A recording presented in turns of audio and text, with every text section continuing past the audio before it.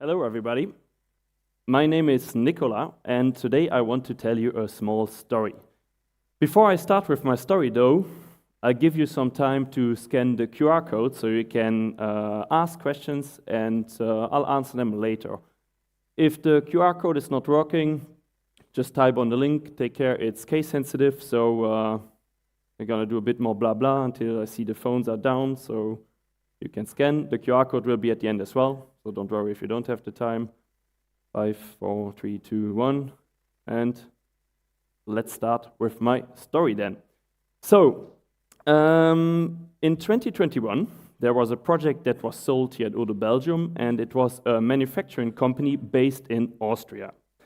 The CEO of the company was at the same time the Spock and as well the sponsor, and he really loved Odoo, right? So he enjoyed the sales demo, and during the demo, he was really pleased by the app-based approach, by the interconnectivity and everything else. So it was the perfect choice for him to replace his old software, which was an Excel file and an old inventory management software that basically no one has ever seen before. Once the project was signed, it was assigned to a consultant, and the consultant contacted the client for the first meeting of the kickoff phase. When he had the first meeting with the customer, the consultant noticed straight ahead that the client was really pushy. He really wanted to start using Odoo. He saw the advantages, so he was not really in the mood to have like a methodology call and to talk about those kind of things. For him, it was just a waste of time. He really wanted to start. Since the consultant was quite new at Odoo, he obliged to the pressure of the customer and he basically started almost implementing straight ahead. So they discussed quickly how to work together and made a short approach to the implementation, which were 3 phases: sales and purchase, a small development, and then the biggest phase, the inventory management and manufacturing phase. Now, during the implementation, the first 2 phases, no problem at all, it went fine. But then the third phase started, the inventory management phase and the manufacturing phase. And the consultant quickly noticed that, the client, the CEO, the Spock, doesn't know anything at all about manufacturing in his own company, right? So every time he asked a question, the Spock had to go to the key user, he had to ask them, how do you do that? Then he had to come back. So it was a huge waste of time because it was a lot of back and forth. So basically the consultant at one point decided, okay, let's include the key user to the implementation part. So the key user joined the meeting, had a look at what was implemented so far in the manufacturing process, and he was like, guys, we cannot work with that. The problem was, their software, whilst being an old software, had one key feature that was missing in Odoo. They had a way to calculate the fastest way around their office, around the warehouse. So they had a really big warehouse, and sometimes they had to pick up to 40 products, and the software told them what is the fastest way to go around. This was not something we had in Odoo back in the day, so the consultant discussed with a developer, and they decided to not do a development, but to do an API to the old software to connect it together. The only problem with that, the customer needed to buy more hours. There were almost no hours left because of the back and forth, etc. So he had to buy new hours. In itself, not a big of a problem. However, this was in February 2022. Do you know what else happened in February 2022? That's right, it was the invasion of Ukraine by Russia. And now take a guess where 80% of his client base was from: Ukraine and Russia. So basically, overnight, his revenue stream just broke off, and implementing Odoo was not maybe his main priority anymore, and certainly not buying a new pack to implement the MRP part. So basically, what they decided is they just used the normal sales and purchase stuff and the documentation they implemented so far, and they kept using the old MRP application. Now, why am I telling you all this? I'm telling you all this because the consultant was actually me.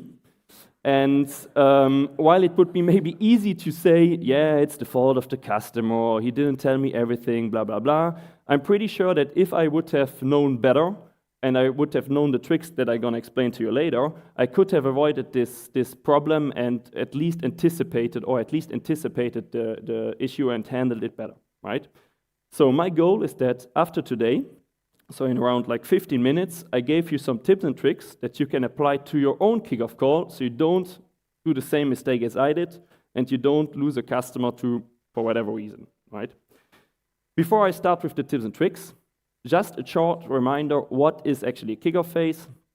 For those who want to know more in depth what it's all about, last year I actually gave a talk about what a kickoff call is, more in depth, so just feel free to Google on YouTube or come to me afterwards and I send you the link. But I'm gonna take it pretty simple, stick to the standards. I think like in most software companies, when you implement something, you have different phases, right? And the kickoff phase, it's kind of like the breakfast being the most important meal of the day.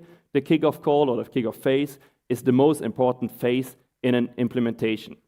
So basically at Odoo, and the other companies as well, I assume, once a project has been signed, the consultant or the consultant contacts the sales and they have a kickoff meeting or a kickoff phase. Kickoff phase actually consists of multiple meetings. During this kickoff phase, they discuss how they're going to approach the project, they discuss how they're going to implement it, they do an analysis, so it's really the main part for the implementation, because the implementation is based on everything that is explained during the kickoff phase and it was explained to the customer himself. The implementation starts then afterwards, and in implementation we usually split up the things that we want to implement into multiple parts. Usually we start with a so-called minimal viable product, then we go to the nice-to-have features, and we end with, if there are developments and we have time, we end with the developments, right? This can of course adapt always, but that's the main idea behind. Once the implementation is done, we can move to the next part, last part actually, which is the support. So basically, we tell the customer, if you have any other questions, come back to us. Otherwise, happy use of Odoo. Now, I guess that's pretty clear so far. Like I said, just a reminder, if you want to know more, check out the call from last year. Tips and tricks. I'd say the first and most important one is take your time, right? As I told you earlier in my example, if I would have taken my time to explain to the customer why we do it, then I would maybe have had the chance to slow him down, listen to me, and we could have avoided those kind of mistakes. I know it's pretty hard to sometimes do project management things with the customer together, which the kickoff phase is like. So there are a few things that you can tell to your customers to explain to him why it is important. First of all, storytelling. When I receive a project and my customer is a bit more pushy, I explain to him the example I explained to you, but with a little bit less details because I don't want to seem incompetent. So I just say, listen, there can be errors or there can be problems if you don't go too much into depth. Second of all, it will speed up the implementation. I explain with examples as well that if we take our time now, in the future, it will be better. It will be more efficient. We know how to work together. We see what the problems are. We can anticipate them, right? So 10 minutes, 50 minutes now might save us 38 minutes in the future. No blah blah, so it's always straight to the point. We try to keep the chit-chat to a minimum. It's the first meeting that you have, so you try to convince him. It's efficient. You already know a lot, so basically when you start the kickoff call, make sure he understands that you don't go in blind and he doesn't have to repeat everything again like he did with the sales, right? You tell him, I know what you do, but I need to have more details because we're going to implement, and the sales at like the basic knowledge, we need to go really into depth and know your whole business, so we actually need the kickoff call. And then lastly, explain the actual goal behind the kickoff, because so far it's just a word for him or just a sentence for him and he doesn't know what it is actually. And the 3 goals are actually also the next tips and tricks. Split up your kickoff call and make sure that at least those 3 topics are discussed before you start the implementation of the project. First of all, find a way of working together. More often than not, we see that when a person does their first or second kickoff call, they just pray down the methodology, the Odoo methodology, and they read about everything, and they just take it as a book and give it or shove it to the customer in the face, and the customer is like, okay, and then he forgets already what was told, basically in there, out there. So take the time to discuss with them and to explain to them what we expect from them. Tell them, okay, usually we work with one single point of contact, with one SPOC. Are you the single point of contact? How much time do you have? Can we have 2 meetings a week?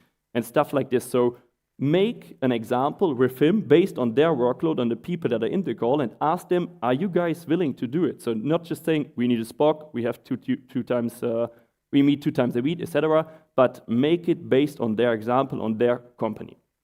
Then we go on to the next part, which is the analyzing the as-is situation.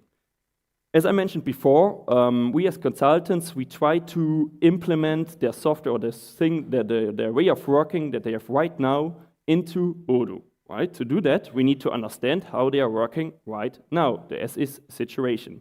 Therefore, the second part of the kickoff and the second goal of the kickoff is to understand totally how the customer works. So we need to know from start to finish what they do.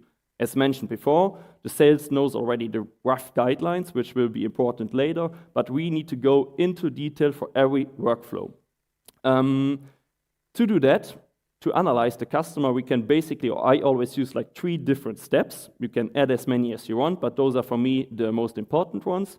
First of all, I start with a really silly question. I tell him, I know that you manufacture X, I know that your clients are Y, but how do you actually make money with that, right?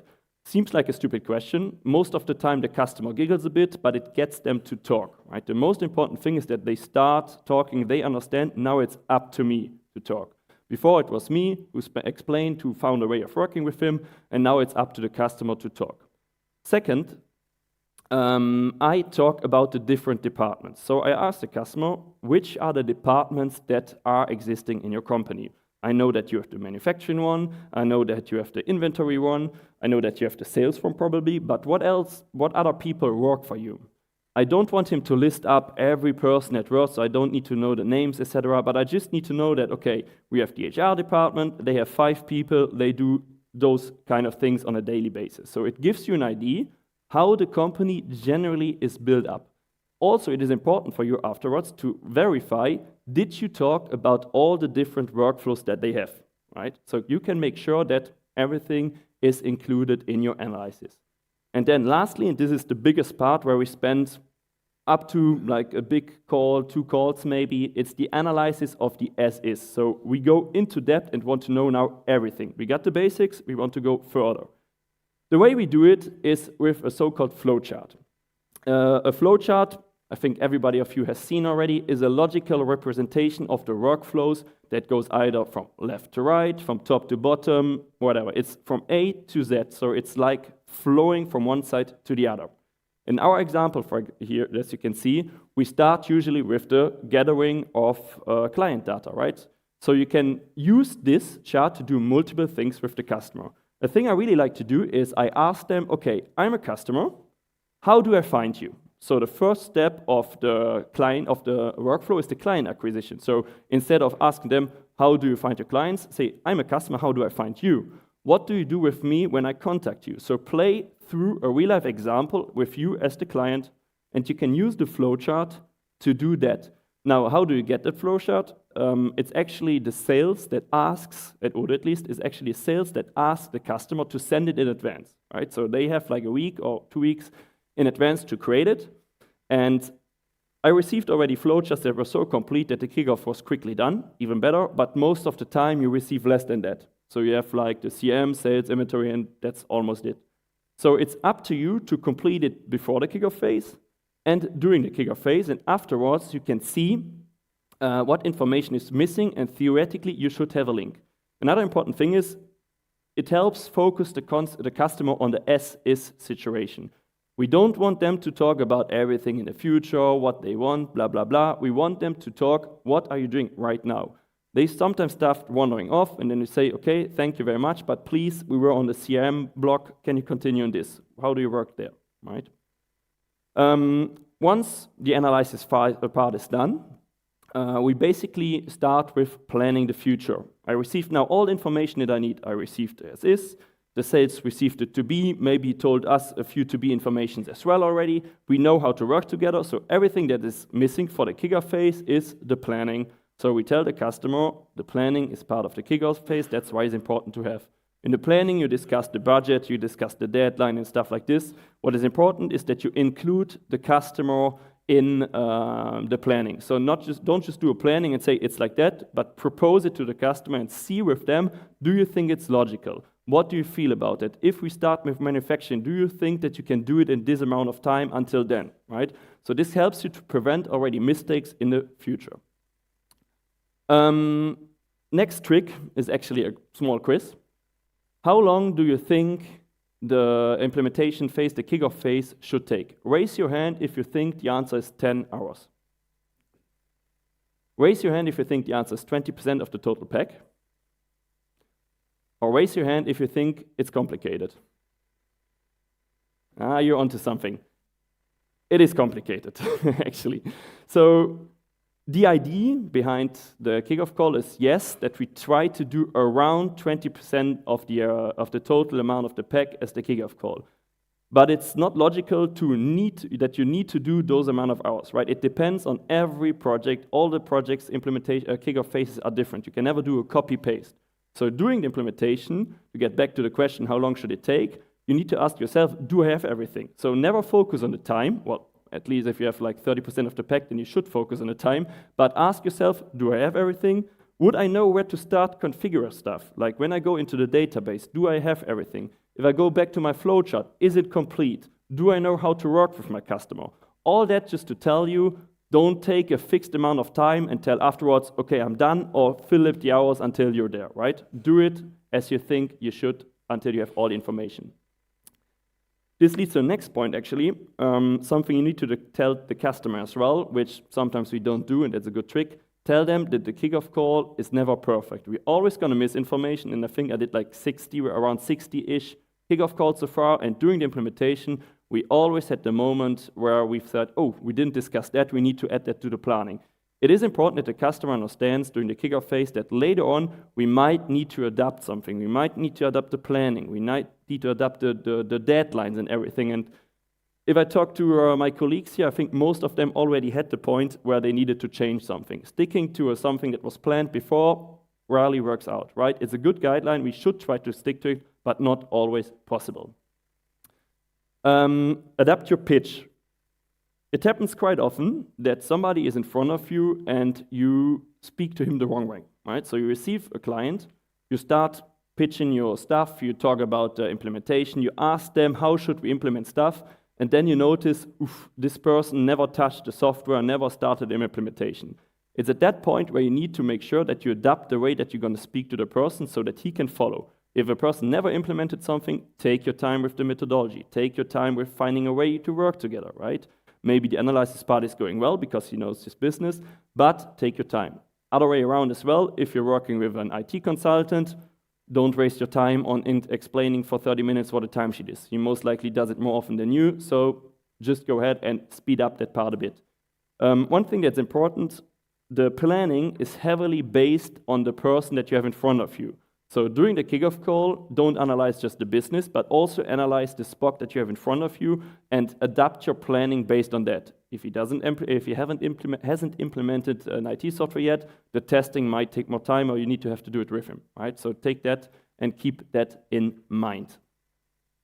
One thing that's pretty hard to do is telling a Spock that he's not the right person. Like when I think about the colleagues that I worked with, more often than not, when there was an issue, it was linked to the Spock, and it could have been resolved if you would have another Spock who has more time, more knowledge, knows the company better, something like this, right? And we often wait way too long until we tell them. Maybe we wait until there's an issue, until the sponsor contacts us and asks us, hey, why is it not going forward? And then we tell them, yeah, by the way, the Spock is not the best person. A bit too late, right? You should have done that before. So as soon as you notice, is the Spock the right person or not? If he's not, out with him. Hard to say to them, of course, because you're basically telling them you're not good enough, but it's necessary and it's the best for the project. And you should find out during the kickoff call if that's the case, because that's still at the beginning of the project, so no need for transferring information afterwards. Record the call. Actually, really important, small thing, just ask the customer, are you okay with recording? Record the call if it's online, of course. If it's on site, then it's more difficult. But it happens quite often that you miss something or you forget something, and then you need to ask them again, or you can just check the call because you still know roughly when you talked about the topic. Lastly, experience is key. So basically, we as team leaders and coaches at Odoo notice quite often that when somebody starts their first kickoff call, I don't want to say it's a mess, but it's more complicated for them to get behind it, right? So that's why we're always with them in the call and always do a debrief afterwards. So, well, what's the last slide anyway? Oh, yeah. So if you feel that somebody, if you're a partner and somebody in your company is new, don't just push them into the call, but be with them. Doing the kickoff calls is important. Don't do it for them. If they do it on their own, it's the best way to learn, as always. But be there with them. And I'm pretty sure if you or somebody at Odoo or somebody else who has a bit of experience or is looking to get better follows the tricks that I just gave you, then you're able to do a pretty good kickoff call, and you can most likely avoid the mistakes that I did, and your projects should go relatively well, I think. Thank you very much.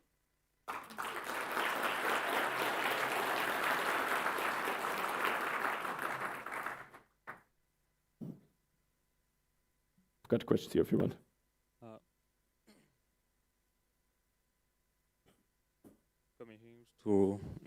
So I'm here to ask you some of those questions, but so yeah. I'll let you read them though. Okay, if you want to. So it's better. It doesn't seem. It's maybe so too weird. small for them to read. Yeah. So, do you recommend making a master list of questions that you always ask for your analysis? If not, how do you avoid missing important information? Yes and no. The issue is when you create a master list with all the questions, and you're not experienced, then you're most likely only going to think about the questions that you have. And if you're not a pro at active listening, then you're just going to read out the question, he's going to answer, and you jump to the next one. You can use some kind of questions to get things going. So if you don't know what to ask about the manufacturing flow, of course, create like 2 or 3 questions, but don't have a list of 25 questions. Otherwise, you're just going to focus on it.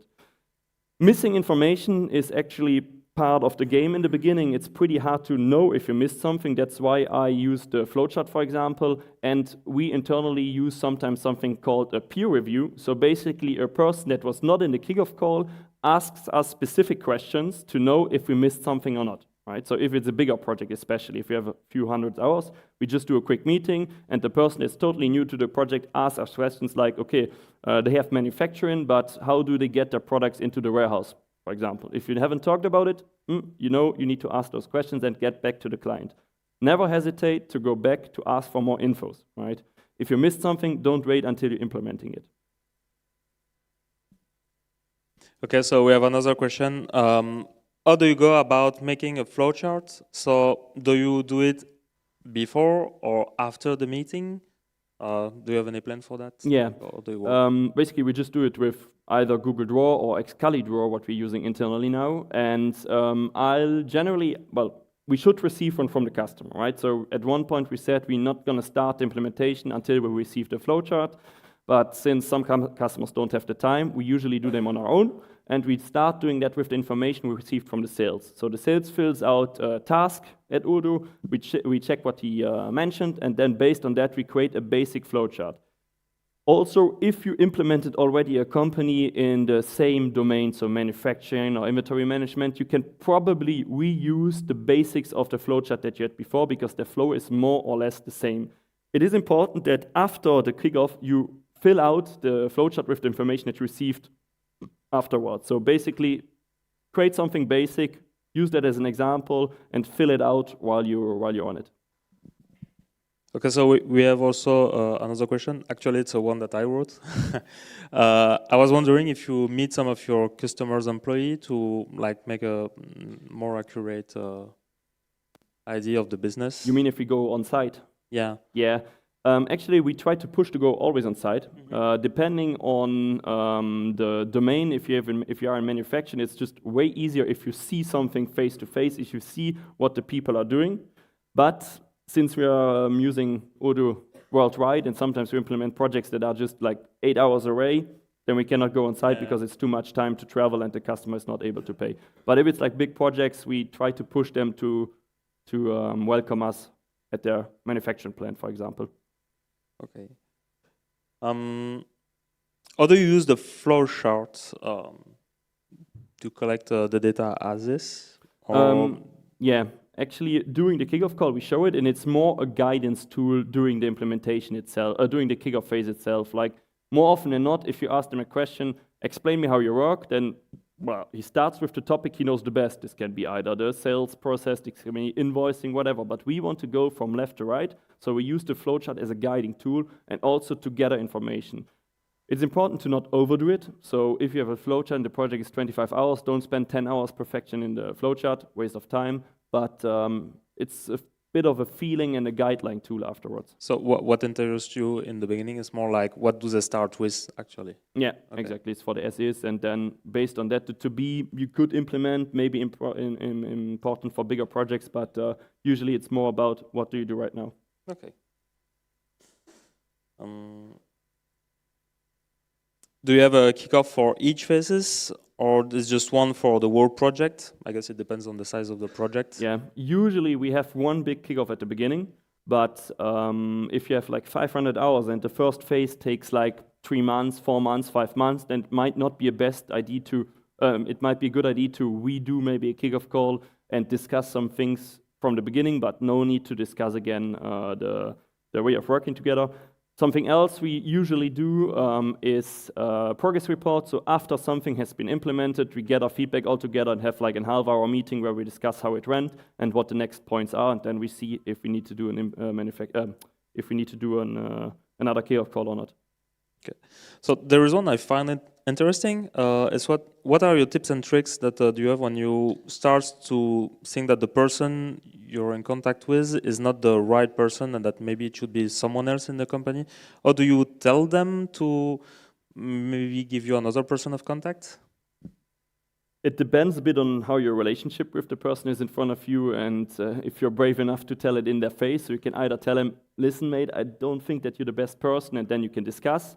Or you can ask specific questions that show you, okay, he doesn't know enough about the company. You can ask them if they have enough time. And usually the SPOC, if it's not the right person, then it's somebody that was assigned to you as the SPOC from the sponsor. So you can talk to the sponsor, the person who pays the project, and tell him, listen, if we keep that person, the project is not going to be as efficient as it can be. And this is actually an approach that you can take. But there's no perfect solution because, yeah, you're telling them they're not good enough. Yeah, you have to manage emotions. Yeah. Yeah.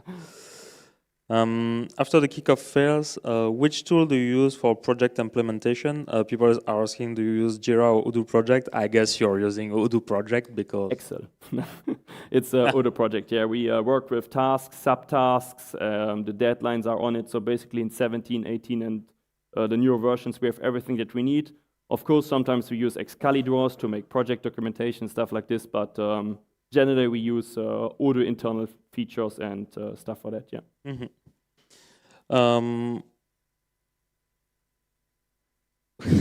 It's a question I'm not sure to understand. It's like, what do you wish from the sales colleagues to prepare that is nearly always missing? So what do you expect people to be trained for that they are missing? Well, where to start? Yeah. No, actually, they're doing quite a good job. It is difficult for us to say as consultants because we understand that salespeople cannot use 20 hours that are not paid to go into detail. So we need to be able to work with the information they provide to us without being incomplete. What would be always good is that they at least touch every different topic that exists in a company and maybe point out already the pain points for the to-be. But as long as we know roughly how it works, the analysis part is the same, right? So the problem that can arise is only if they expect something that we cannot deliver.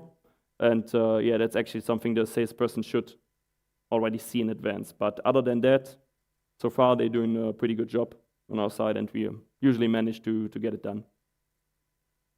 Okay, so we have another question. which was just written right now. What is the best approach to adjust the bad processes on the client side with some Odoo standards? Do you prefer changing the business or changing the software? Mix of both, actually. Usually we try to translate their way of working into Odoo, so we see what they're having into Odoo, and if we notice that it's not logical at all, well, is there a better way we can do it in Odoo? Then yes, we try to implement the better way as an example and try to show them. Given that we understood everything they want to do, so we know what they want, and it's just not just an idea, but if what they're doing right now is not logical at all and we don't know how to do it better, then we are also, as you saw in the slide, digital advisors. So we try to propose solutions to them to make their business better, which might not be even included in Odoo. So it's a mix between implementing in Odoo, changing their way of working, maybe development if it's absolutely necessary and we cannot do it in Odoo. So it really depends. Okay.